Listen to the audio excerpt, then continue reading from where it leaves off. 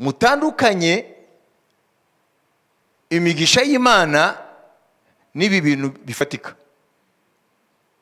Nabivuze kenshi kuko abapagani banatuka Imana barabifite kuturusha.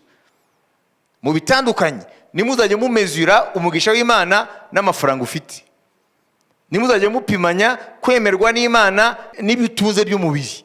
Oya, ibyo naho bihuriye.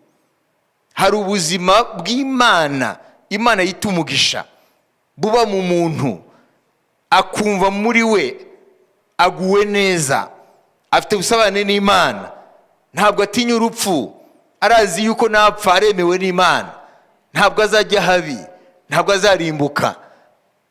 Ubugingo busaga Yesu avuga muri Yohana 10 ngo naje intama zanjye zihabwa ubugingo kandi ubugingo bwinshi, la vie en abondance. Ntabwo ari amafaranga, ntabwo ari amamodoka no iki, kuko ababifite bamwe ntabwo bakiyahuye, ahubwo n'ubuzima bwo mu mwuka. Haleluya. Kuba ingoro y'Imana nzima, kuba uzi ko Imana ari data irakwemera, ukumva muvugana nayo, kumva ko urinzwe nayo, yaba ibiriho yaba ibizaba nta na kimwe kigutinyisha.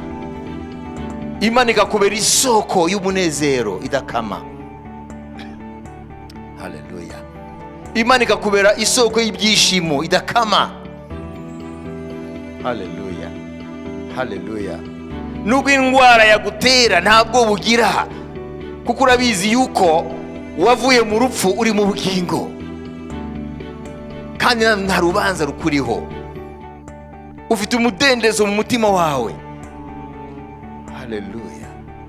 Ntabwo ugenda ufunga isura, kuko muri wowe nta rwango ufite.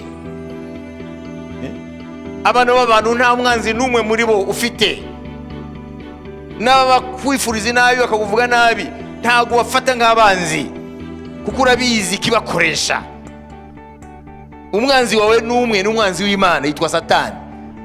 Ntabwo ugenda n'urwango, ntabwo ugenda n'usebya, ntabwo ugenda uvuma abantu, ntabwo ugenda ujya mu dutsiko two gupanga imigambi mibi yo kugira n'aba bantu. Wowe muri wowe uruzuye ibyishimo by'ijuru. C'est ça la vie en abondance. Ubugingo busaga.